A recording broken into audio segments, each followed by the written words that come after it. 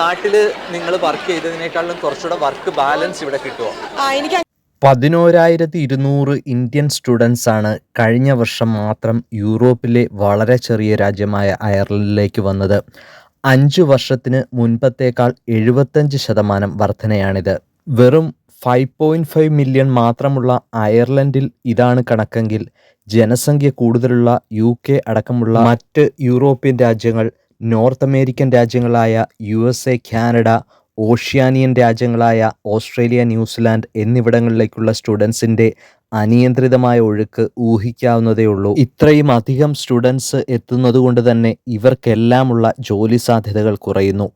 നാട്ടിൽ നിന്നും ലോൺ എടുത്തു വരുന്ന കുട്ടികൾ കഴിയുന്നിടത്തൊക്കെ അപ്ലൈ ചെയ്തിട്ടും പാർട്ട് ടൈം ജോബ് കിട്ടാൻ വളരെയധികം താമസിക്കുന്നു. ഏറ്റവും മികച്ച യൂണിവേഴ്സിറ്റിയിൽ പഠിച്ചിറങ്ങിയവർക്കും പഠിച്ചു കഴിഞ്ഞ് ജോലി കിട്ടാൻ കൂടുതൽ കാത്തിരിക്കേണ്ടി വരുന്നു.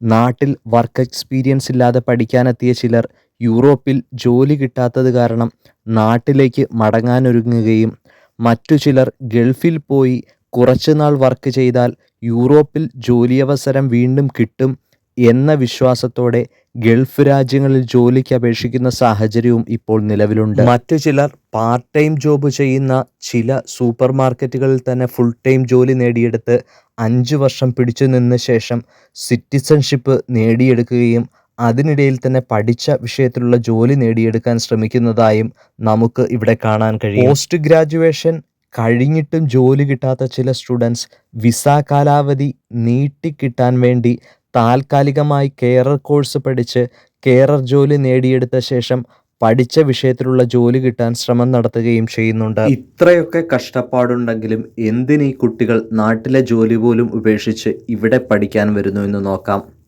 നാട്ടിലേതിനേക്കാൾ മികച്ച ശമ്പളം എന്നത് ഒരു കാര്യമാണ്.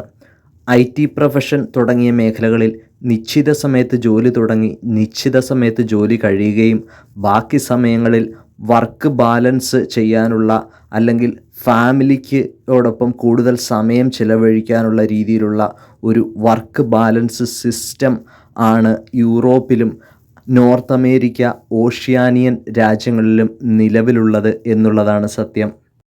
നാട്ടിൽ കൂടുതലും നമുക്കറിയാം IT-കാർക്കാണ് കൂടുതലും സാലറി കിട്ടുന്നത്. ഈ സാലറിയൊക്കെ ഉപേക്ഷിച്ച് എന്തിനിവിടേക്ക് വരുന്നു എന്ന് നോക്കിക്കഴിഞ്ഞാൽ വളരെയധികം പോസിറ്റീവ്സ് ഉണ്ട്. ഇവിടുത്തെ സോഷ്യൽ വെൽഫെയർ സിസ്റ്റം വളരെയധികം മികച്ചതാണ്.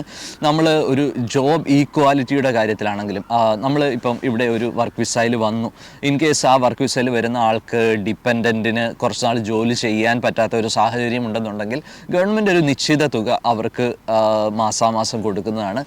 സിറ്റിസൺഷിപ്പ് ഒക്കെ അതിനുശേഷം നമ്മൾ വർക്കിൽ നിന്ന് വിരമിക്കുമ്പോൾ, അതായത് നമ്മളിവിടെ ജോബിൽ നിന്ന് റിട്ടയർ ചെയ്യുമ്പോഴത്തേക്ക് അത്യാവശ്യം ഭേദപ്പെട്ട പെൻഷൻ ലഭിക്കും.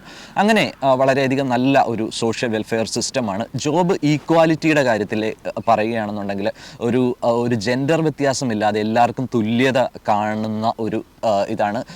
വർക്ക് സ്റ്റെബിലിറ്റി, നമ്മൾ പ്രത്യേകിച്ച് IT ഫീൽഡിലൊക്കെ ഉള്ളവർക്ക് വർക്ക് സ്റ്റെബിലിറ്റി ഏത് ഫീൽഡ് തന്നെ ആയിക്കോട്ടെ, നമുക്ക് രാപകലില്ലാതെ പണിയെടുക്കേണ്ടി വരും. പിന്നെ നമുക്ക് പ്രഷർ ഉണ്ടാവും, വർക്ക് പ്രഷർ ഒരുപാടുണ്ടാവും.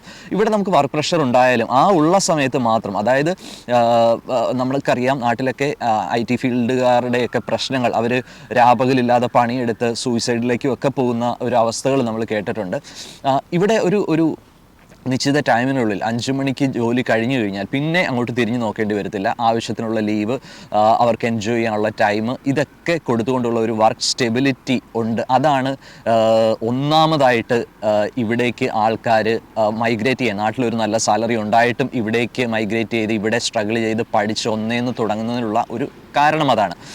എഡ്യൂക്കേഷണൽ സിസ്റ്റത്തെ പറ്റി പറയുമ്പോൾ എത്തിക്കൽ വാല്യൂസിന് പ്രാധാന്യം നൽകിക്കൊണ്ടുള്ള ഒരു എഡ്യൂക്കേഷൻ സിസ്റ്റമാണ് ഇവിടെ അവർ ക്രിയേറ്റ് ചെയ്തിരിക്കുന്നത്. എഡ്യൂക്കേഷൻ സിസ്റ്റം വളരെ മികച്ചതാണെന്ന് പറയാൻ കാരണം അനാവശ്യമായിട്ടുള്ള സിലബസുകൾ നമ്മൾ തന്നെ നമുക്കറിയാം നാട്ടിൽ ഒരുപാട് ഇൻ്റലിജൻ്റ് ആയിട്ടുള്ള കുട്ടികളെ വാർത്തെടുത്ത് വളരെ ഇൻ്റലിജൻ്റ് ആയിട്ടുള്ള വളരെ ബ്രില്യൻ്റ് ആയിട്ടുള്ള സിസ്റ്റം ഒക്കെ ഉണ്ടെങ്കിലും ഇവർ കുറച്ചുകൂടി പ്രാധാന്യം നൽകുന്നത് ജീവിതവുമായിട്ട് അതായത് അടുത്ത് നിൽക്കുന്ന കാര്യങ്ങൾ, ഒരാൾക്ക് റോഡിൽ കൂടി പോകുമ്പോൾ ശ്രദ്ധിക്കേണ്ട മര്യാദകൾ, ഡ്രൈവ് ചെയ്യുമ്പോൾ ശ്രദ്ധിക്കേണ്ട മര്യാദകൾ, നമ്മൾ പൊതുസ്ഥലത്ത് പെരുമാറേണ്ട മര്യാദകൾ, വേസ്റ്റ് ഡിസ്പോസ് ചെയ്യേണ്ട എങ്ങനെ പ്രോപ്പറായിട്ട് ഡിസ്പോസ് ചെയ്യണം, അതുപോലെ എങ്ങനെ പരിസരം ശുചീകരിക്കണം, വേസ്റ്റ് ബോക്സിൽ തന്നെ നമ്മൾ ഇടണം, അതുപോലെ ക്ലൈമറ്റിനെ അതായത് മരങ്ങൾ വെച്ച് പിടിപ്പിക്കുന്നതിന് അതിനെയൊക്കെയുള്ള ഇമ്പോർട്ടൻസ്, ഇതുപോലെ ജീവിതത്തിൽ വേണ്ട കാര്യങ്ങളെല്ലാം അവരുടെ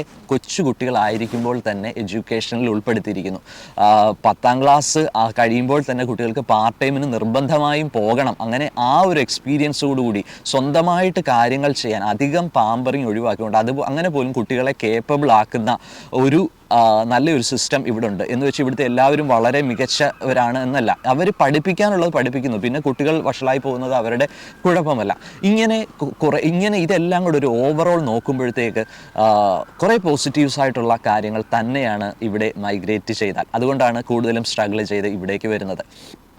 നാട്ടിൽ നിങ്ങൾ വർക്ക് ചെയ്തതിനേക്കാളും കുറച്ചുകൂടെ വർക്ക് ബാലൻസ് ഇവിടെ കിട്ടുമോ? എനിക്ക് അങ്ങനെ തോന്നിയായിരുന്നു. ഇത്തിരി കൂടി വർക്ക് ലൈഫ് ബാലൻസ് ഉണ്ട്, ഇത്തിരി കൂടി റിലാക്സ്ഡ് ആണ്. സോ ലൈക്ക് നാട്ടിലൊക്കെ കുറച്ചധികം അവേഴ്സ് നമുക്ക് വർക്ക് ചെയ്യണം. ഇവിടെ കറക്റ്റ് എക്സാക്റ്റ് ആ ഒരു 7.5 hours.